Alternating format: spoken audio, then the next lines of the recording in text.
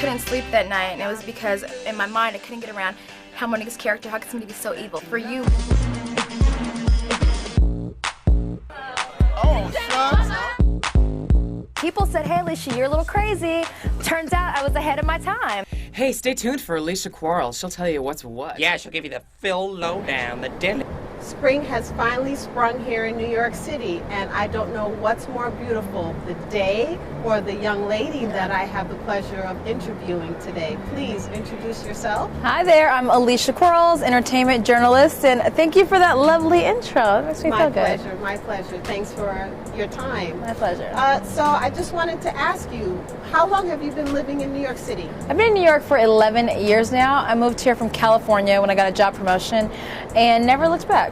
Wow, that's a long time. It's a long time. What's your favorite thing about living in New York City? My favorite thing about living in New York City is the people, the diversity. Like, you never know who you're going to meet. Not everybody's in one business. There's interesting people, there's culture, and there's always something to explore and do in this city.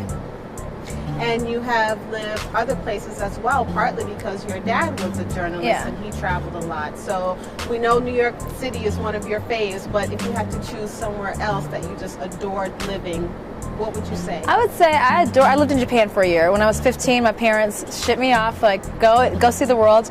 So I lived there for a year, and I would go back in a heartbeat. It was great to see a different culture, experience different foods, speak a different language, so I loved it. Speaking of journalism and your father, you chose a career in media and entertainment. What was your impetus for doing that? Was it solely to follow in your father's footsteps, or was there another reason? Having grown up in the industry, my dad's a newspaper president. He's retiring soon. Go, Dad! I knew that world very much, but I wanted to be on TV, which is not something that he's into at all. So I think it was a natural flow. And then I went to USC. They have a great journalism school. So I started as a print reporter, really learned the fundamentals, moved on to producing television, and then moved on air. So it was 10 years in the making. Okay. And what has it been like being in the entertainment industry? What's been the greatest lesson or moment so far in your career, and what has been the most challenging part of being a reporter? I love being in the entertainment industry. I love being a reporter. I think the most important lesson was when I was running the entertainment department for Associated Press. So I was the boss. So I had, staffers in London and in Hong Kong and New York and LA, and it gave me a greater sense of responsibility. Like, it's not just about you. You're not a great boss if you can't put other people before yourself. So it was humbling, and that was really important to learn. And I think something else that I understood is that nobody's going to work for you like you. Like, this industry, nobody's going to hand you anything. You got to work really hard for it, know what you want, go get it, and also just be really good to people, because the person that is your intern today could be running the company in 10 years. And as you pointed out, being a reporter and in the entertainment industry can be very demanding on you. So what do you do to just maintain your personal balance and equilibrium and de-stress? I work out a lot, and I have really good friends. So like you said, the hours are really crazy. So I've got a little group of friends in this industry that even when we're working together, we're having fun. Like, we could be covering breaking news or a red carpet. We get our jobs done, but if you have a team that's around you that's really good, you don't feel like you're working. Okay. When you're on camera, when you're out and about in the city or wherever you happen to be, you have to look the part. Yes. So can you share with us some of the things that you do to make sure that you're camera ready? Absolutely. And fabulous? Yeah, you look. Part of the job is looking the part. So I have a very good stylist. Vladimir Pierre Lewis, who's over there to the side. This is a person who knows me, who pulls beautiful clothes for me, who pushes me outside my boundaries to look my best. Usually hair and makeup team, which I didn't do today, but I do it myself sometimes. Also, just making sure that you have your research. You got to look the part, but have you done your homework? Because you can look fabulous and great, but if you don't know what you're talking about, you're not so cute anymore. Mm-hmm. And how would you describe your personal style? My personal style lately is all about athleisure. So, because I have this theory, if I put on the cute workout clothes, I'll go to the gym eventually. It doesn't really happen that often, but I'm just saying, like on the weekends, I like to be comfortable, cool. I am a shoe whore and a bag whore, so I can wear a cute pair of jeans, but the shoes, they don't need to be expensive, they just need to be like cute. Okay, cute and cost effective. I like that. Yeah. So when you are not working, You like to work out, but what do you do to just, what's Relax. your favorite music? What are you playing? Okay. We were I like singing- ratchet music. Okay. I like a lot of different music because of the career I've been exposed to it. So, you know, I went to Prince's private concert a few weeks ago. But you put on some good old hip hop, some trap music, and I'm going to a Fetty Wap concert tonight. Like, that's the girl that I am. Also, I love to travel, and I really, really like Dateline and 48 Hours. Any murder mystery stuff, I'm down with. In terms of food being your guilty pleasure, It is. What is that I thing love- that you just love to have? I love any and all food. Okay, so that's why I got to work out because I like to eat. So I'm more like a salty girl. Growing up in California mainly, Mexican food is like my Achilles, and I can really, really cook. People don't know this, but I can get down in the kitchen. So Mexican foods, Italian, I'm really good at. I have to have you over one day. I would love that. Yeah. So, if you weren't a journalist, what would you possibly want to explore if you had to do a career 360? I'd probably be a teacher. My mom was a teacher, and I love kids. Kids are no BS. They tell it like it is. They believe it, and I think all of us have a responsibility to pay it forward. So, you know, I'm an aunt to two little ones. I get down on the floor with them. I have a great time. So, I think I'd be a teacher.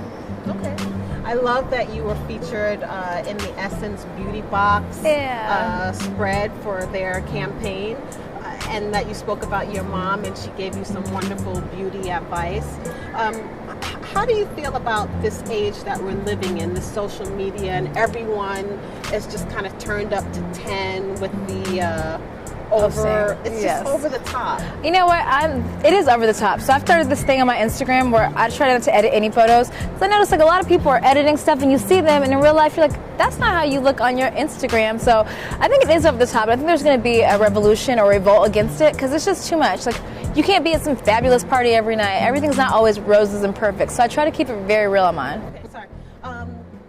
So I want to talk about love. Okay, let's talk about love. You mentioned in your Essence interview that you were kind of semi-newly divorced. Yeah. How's your heart? And are you looking to meet someone new, or where are you in the love? My heart is good, you know. Like my ex, as I cry, I'm just kidding.